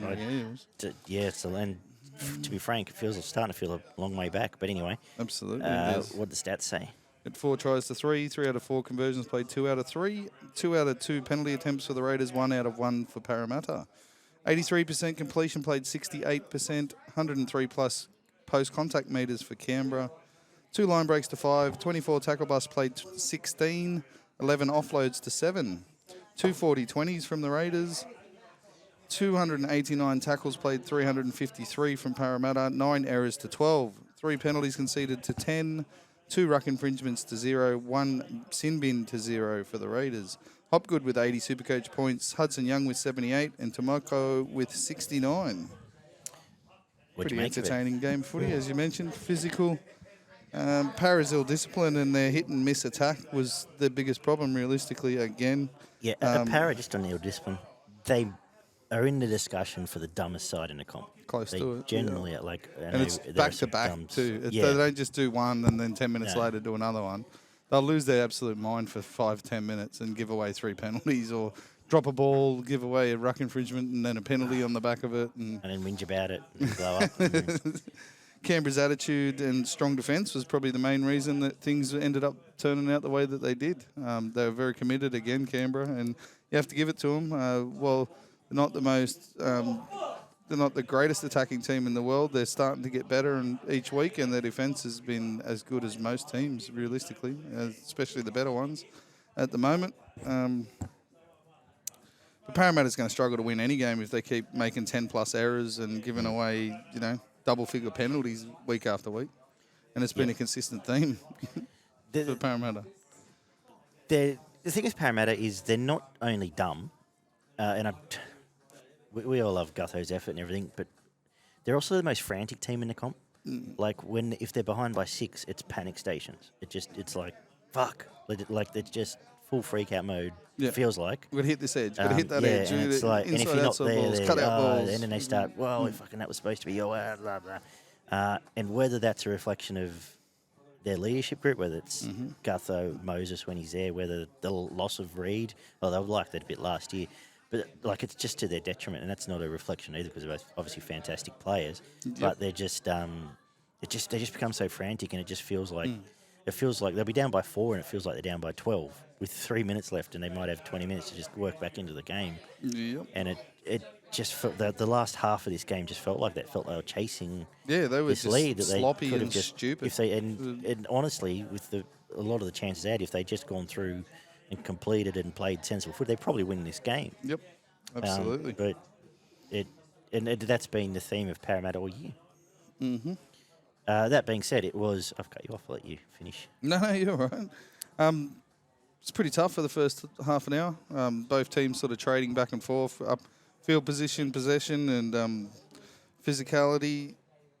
They were both giving away errors and penalties at the start of the game, but Canberra fixed that up, which went a big part to the way of them gaining the ascendancy. But once the tries started in this game, they just poured in. I think there was 5 tries in about 15 minutes, if you include both sides, after Hopgood scored. And then Canberra came straight back and scored again. And then 5 minutes into the first half, Tomoko has gone to another level this year. He has been absolutely leaving blokes for dead, running over the top of them or stepping around them and just making them look silly. He's been close to Canberra's best player for the entirety of the year. Just getting clean ball. He's fast, he's strong, and for the first sort of 3 or 4 weeks, any ball he was getting was on the line. But he's going through the middle as well. Yeah, he was going through the middle of the ruck in this game and just leaving blokes for dead. And then you had Hudson Young jumping in on the back and Corey Horsburgh as well. And they really busted up the middle of Parramatta there when they were in that full flow. Like I've said for a couple of years now, once they start getting into that rotation of their forwards, they just drop off massively for about a 20 to 30 minute period when Paulo and RCG are off the field. Obviously, RCG is not here, so that doesn't help. Madison has strengthened it up a bit, but they still get really loose in the middle of the field when they're going through their forward rotations. And Canberra really took advantage of it with, Horsburgh and Tomoko causing all sorts of problems. I wonder if they had their time over, they would have just forked out the extra 100K for Papali'i. Yeah. I think that was the difference. I think they probably would have. Yeah. There's a couple of nice kicks for tries. Madison and Hopgood were Parramatta's best forwards. You could chuck Davey in there as well. I thought he had a pretty good game, and he's been impressive actually since he's gone back to Parramatta for the last 2 games. He's been one of their better players. The halves are okay. Gutho, Sivo and Penasini were probably the best of their back 5, but they didn't have a huge amount of impact. Like Penasini broke it open a couple of times with some good ball running, but he's another one that's good with ball in hand but has defensive issues where he gets very lost and gets beaten on the inside and outside shoulder, so it's just never great.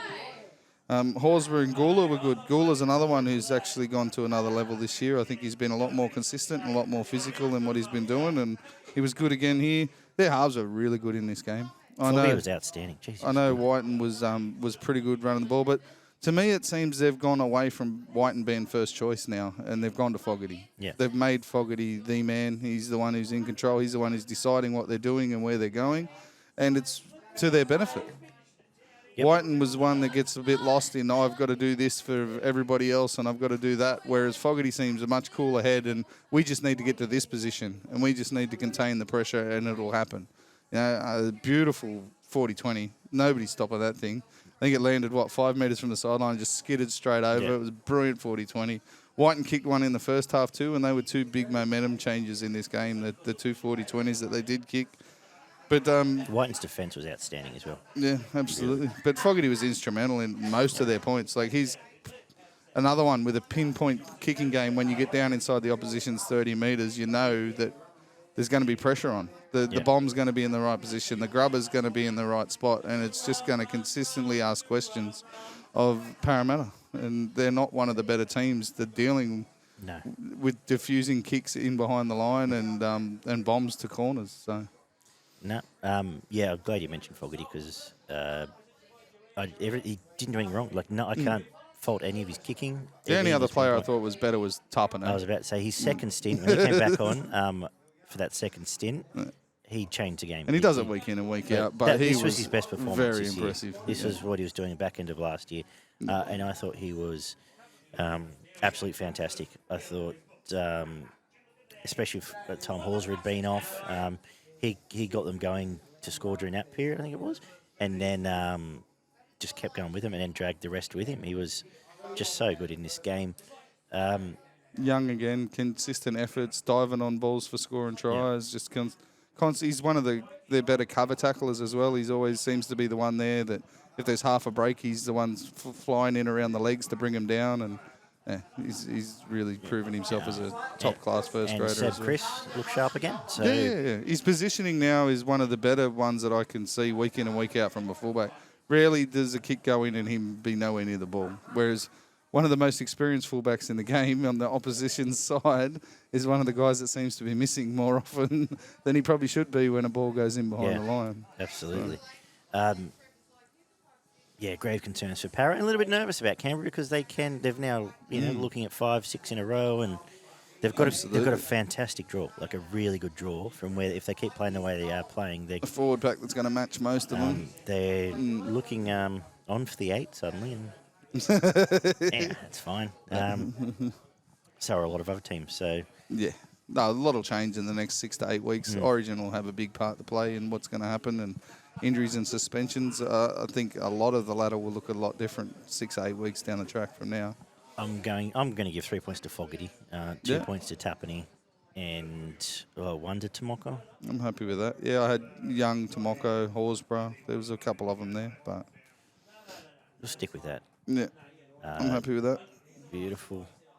And Sunday kicked off with we predicted points, and we got plenty of them. We got 72 72 in fact, with the Knights 46, Titans 26. It's the 5th week in a row the Titans have scored 26. So who'd have thought? Well, it got mentioned a few times around. But the traps. That was the story.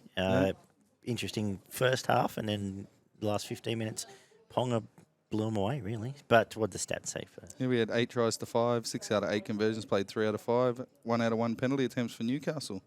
82% completion, played 69%, 239 plus running metres and 120 plus post-contact metres for Newcastle.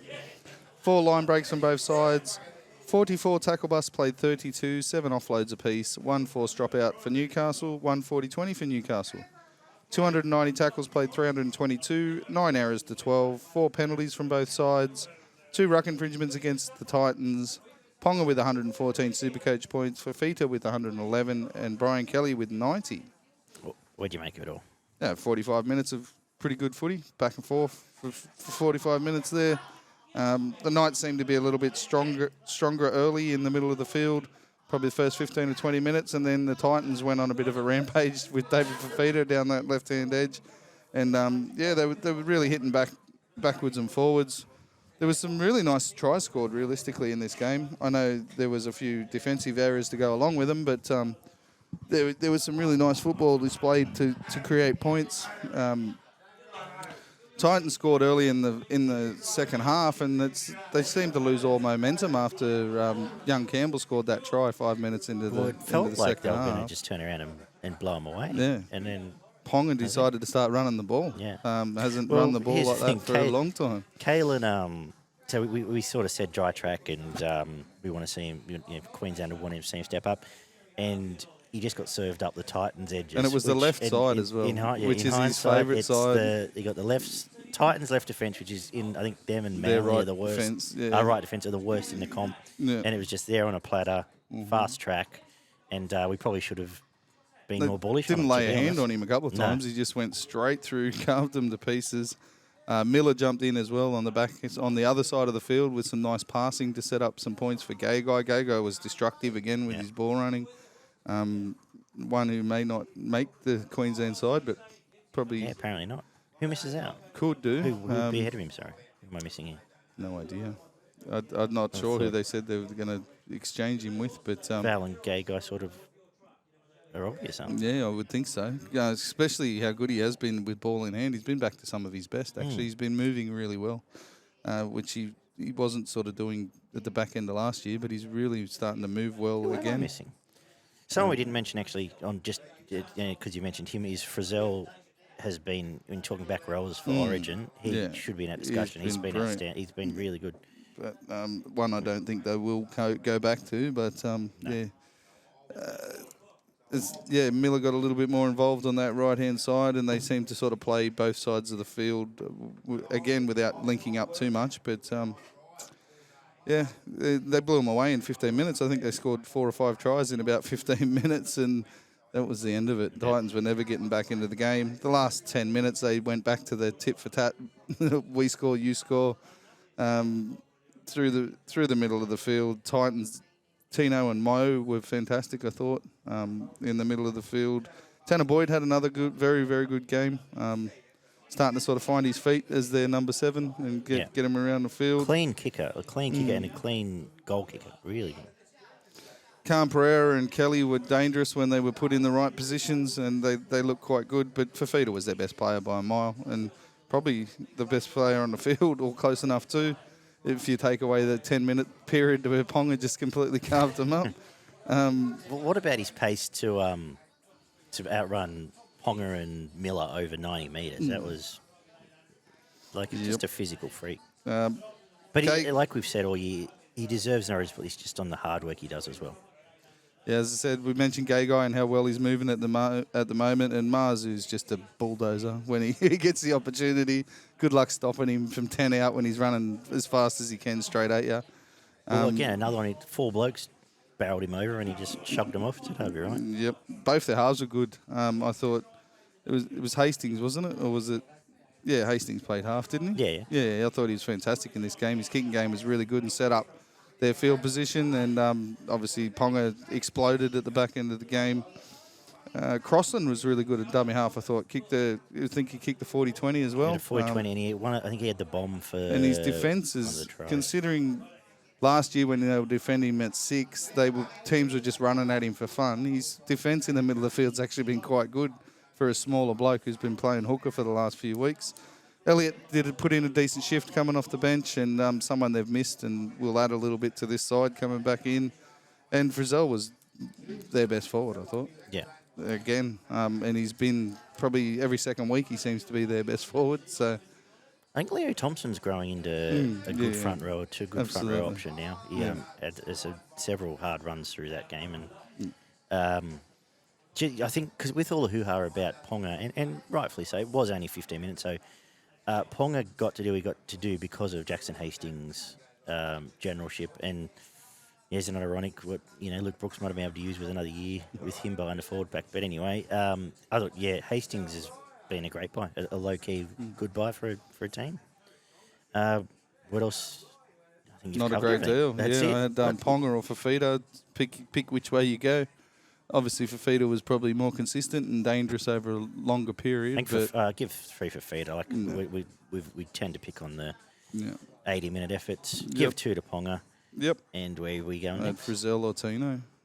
Another 2 blokes who just absolutely worked their backside off. Give it to Frizzell. Yep. And as usual, Tino and Mo get the honorary mention every week when the Titans play. But even Titans' last try, which got my multi up for disaster class, it was Mo's big run in the last minute that set him up for that try. So he keeps trying. Like I said, he should be on the verge of back in the Queensland team. We wrap up the round with the 20-14 the Sharks and the Seagulls. To use a cliche, a game of 2 halves, Barn. Yeah. 2 tries to 3, 2 out of 2 conversions for Manly, 3 out of 3 for the Sharks. 1 penalty attempt, 1 successful attempt from both sides. 85% completion for Manly, 82% for the Sharks. I think they were at about 96% in the first half. So they dropped a bit of ball in the second half. 3 line breaks to 4, 23 tackle bust to 39, 11 offloads for Manly, 7 for Cronulla. 3 forced dropouts by Cronulla, 315 tackles played, 388. 8 errors to 10, 4 penalties conceded to 12 from Cronulla, 2 ruck infringements to 3, 0 inside the 10s to 1. Nico with 98 Supercoach points, Garrick with 90, and Katoa with 88. Dominant first half from the Sharks. field position, possession, and just played much better footy. And they were belting the bejeebus out of Manly in the middle of the field, especially in the first 30 minutes of this game. They were just really physically dominant through the middle of the field. Looked like it was going to be a complete blowout, let's be honest. 25, 30 minutes into this game, looked like the Sharks were just going to continue to score tries every 10 or 15 minutes, and that would be the way that the game went. But the crazy Siamese twin brother of the Sharks came out for the second half and did what he does. 7 penalties conceded and 5 errors in the last half an hour of this game. 3 set restarts on the top of it, and they went from a position where they looked like they were going to cruise home to being in a position of not really troubled at the back end of the game, but given Manly a sniff when they really should not have had any sniff in the back end of this game whatsoever. In the way it was going, it did feel like DC was going to drag him home that last right up to the last set, even when he kicked the ball away for some reason. There was a home ground fucking refereeing bias in that last half an hour. You can't tell me there wasn't. It was the weekend for it, though. Seriously. Yeah. Melbourne. Looked to me about when Ramian scored 5 minutes into the second half, Canberra. It looked like they basically just no, we can't let this be a slaughter. We've got to fucking try to get them back into it somehow. I reckon there's 4 games you could point to. The Sharks were their worst own enemy too. There was some just fundamental drop balls and stupidity in and around the play of the ball. But yeah, there was a couple that probably didn't deserve penalisation. But DCE's kicking game was brilliant. He was the only reason they stayed anywhere near this game, because they should have been blown off the field early. And he's decided to kick early. He kicked long. His kicks were fucking 60, 70 metres, consistently turning the Sharks around. Even if it wasn't turning them around, they were catching it on their 10-metre line. And, you know, we're getting tackled on the 30 when Manly were kicking out of their own 30. So it makes a massive difference when you're able to kick as long and precise as he was. And he just kept the field position in a manageable position when it really shouldn't have been. He has played off the back foot as a halfback for 3 years now, and he's incredible at it. They don't score a point without him on the field, let alone. He kicked 3 or 4 times on the 3rd or the 4th and just really turned the Sharks around, and they were back on their 15, 20-metre line trying to work it out of a bad position when they'd been all over the top of Manly for a 5 or 10-minute period. You know what I mean? Makes a massive difference in the way the game flows, and he was really good at it. Cooler and Garrick were the best of the back 5 for Manly. Cooler looked dangerous at times, and Garrick's just an ultimate professional. He just, when there's an opportunity there, he takes it more often than not. Strong enough, does his job. Woods, I thought, was okay off the bench, and I haven't said that about Aaron Woods very often in the last 2 or 3 years, to be honest. I agree. You didn't see him backing into tackles as much as he used to. He was actually taking it in and, trying to gain his feet quickly and get the play moving. Who else was there? Paseka and Crocker were their best forwards. Paseka was pretty impactful, actually, when he did have his stints. His 10 or 15-minute stints, and Crocker's always one of their better players out of hooker there. DCE was, by far and away their best player. Nobody got close to him in that Manly side. Katoa and Ramian were the best of the back 5 for the Sharks. They were damaging. Katoa finished extremely well, and I don't think he made an error for a game, which is pretty good for Katoa, to be honest. Moylan and Brayley were okay without being good. Probably one of Brayley's poorer performances, but he was still a decent performer on the field. Hunt and Wilton, McGuinness were decent in the middle of the field. So was Finucane, especially in that first half an hour.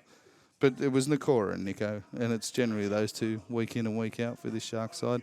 Nakora was really dangerous most of the time when he touched the ball, and Nico, for the first 45, 50 minutes, was bouncing around on both sides of the field doing that, getting really involved and setting up where the ball was going for the Sharks. So. Bit of pace in the Cora too. Burnham on the outside, a couple, especially one led to the try, but a couple of times a bit quicker than I thought. Pretty succinct analysis there, Barn. I don't really have much to add. What else have I got to say? No, I think you've covered everyone I was going to talk about. Ramian, I thought was outstanding. I thought he was really good, at least in that first half. But Barney, chief analysis. What do I have to add here? Nico Nakora 3-2. I was going to go Nakora. But Nakora 3. Cora 3? Yeah, that'll do. I was actually thinking DCE 2 DC 2, Nico 1, but I'm Nico happy 1? to go either Yeah, way. no, that'll do. Because, like I said, that was an outstanding half effort from Yeah, Nico. well, those two probably had more of an impact for longer than Nico did, so yeah. Yeah, so Beauty. Nakora 3, DCE 2, Nico 1. Perfect analysis there, Barney. Succinct as always. Now, we've got to talk about a pot plant of the week. Well, is it Griffin or like, could a pot plant have just come in and got the Dragons to win? They might have tried harder. Who was it that did that a few years ago? Seabold, when he went and sat on the sideline and spat the dummy. And Josh Reynolds was mine, to be honest. He Yeah. played 30-odd minutes, added sweet fuck all for the Bulldogs. Had 2 runs and made 11 tackles. I think he missed 3 or 4 as well. It's just really added nothing for the Bulldogs, and you may as well put Flanagan back in there if that's what he's going to offer up. Agree. I'm going with Swiley because I just don't. I think not just defensive reads, but lack of effort. In that He's not game. interested, He wasn't yeah. by himself, but they're dead set. Let him go to uni if that's what they do, or put him back in reserve grade and let them brag about signing a reserve grader. But I don't think. Yeah, I just think his effort's far and away below what we've seen from him in the past. A slap. I'm going to slap the Para supporters that apparently waited outside the ground for Jacob Arthur and told him he was a piece of shit serious? and gave it to him again. So Fucking hell. Wake up yourself, you idiots. I should have just finished with slap Para supporters, but there is a reason this week because it's dead set. Like, Yeah. wake up to yourselves. Absolutely. Hardly. He the wasn't point even in that the game. bad. He was fine. Yeah. There was big issues in him in the game. Fucking earth.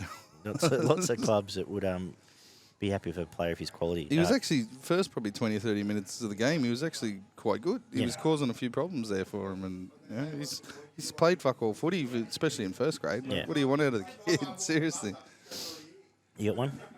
Oh, it's the attitude and the defence from the Roosters. Like, seriously, It's the second how slap can in a a row for team them, that 'cause I they've think I slapped them last team that's been at the top of the competition for so long come out and basically fold after 15 minutes of pressure and just go fuck it, not interested anymore? Yeah. Not much I can add there. You've got a salute. Oh, it's Penrith. I haven't seen a performance like that since grand final. They were close to that, but I don't even think they put a performance in like that last year for the majority of the year. No, fair enough. Not a there was lot of grinding consistent last year, wasn't physical blow the team to absolute pieces. They would look so dangerous. I don't want anything to do with Penrith in the next couple of weeks. there?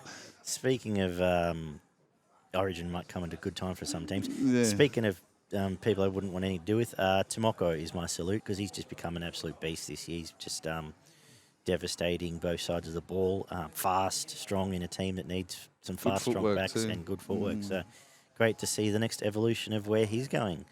That Love it. is it. Check out rugbyleaguemerch.com, of course. Everything going on there. If you're watching on YouTube, drop some comments below. Let us know what you think. Of course, subscribe on Spotify, YouTube, anywhere good podcasts I found. Thank you, David. Thank you, Adrian. We'll preview what's up next week very shortly. Catch you guys.